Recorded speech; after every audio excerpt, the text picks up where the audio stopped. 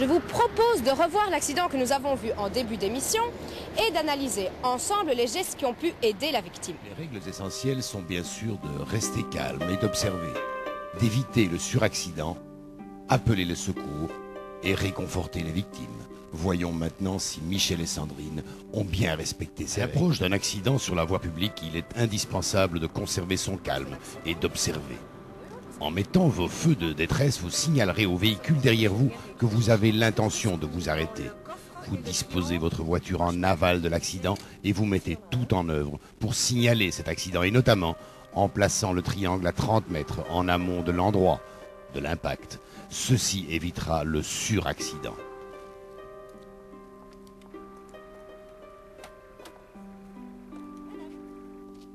Pour information, sur autoroute, vous le mettrez à 100 mètres.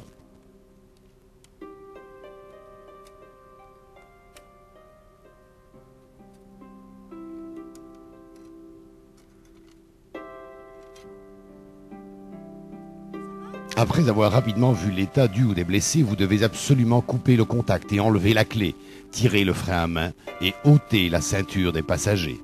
Ensuite, vous faites votre bilan de l'état complet des victimes. Cela vous permettra d'appeler ou de faire appeler les secours en donnant des informations précises. Si vous faites appeler le 100 par une tierce personne, dites-lui bien de revenir vous dire que l'appel a été fait. Tu vas prévenir le 100, tu téléphones au 100, tu essayes de trouver une cabine publique, tu donnes l'adresse et tu dis qu'il y a eu un accident de voiture et qu'il y a une dame, mais bon, elle est consciente, donc ça va. Au point de vue blessure, je ne sais pas encore. D'accord, ça Hein, je reviens. ça va? Ok, tu reviens après, hein? Je sens tout doucement si vous n'avez pas de blessure. Pour un appel 100, il faudra donner l'adresse la plus précise possible, le nom de la rue, le numéro, l'étage si nécessaire, et bien sûr la commune, l'état, l'âge et le nombre de victimes. Ces renseignements permettront une bonne gestion des secours. Apparemment, de toute façon, elle est consciente. Et voilà. D'accord, on vous attend, merci. En attendant l'arrivée de l'ambulance, ne cessez de parler aux victimes, sans la déplacer bien sûr. Réconfortez-la.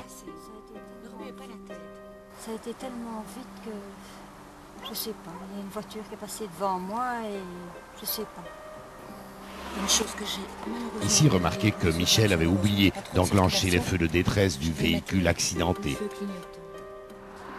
Au stade actuel de vos connaissances, c'est tout ce que vous pouvez faire, mais en respectant cela, vous avez déjà peut-être sauvé une vie.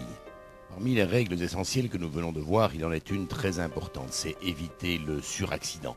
Où faut-il donc placer son véhicule?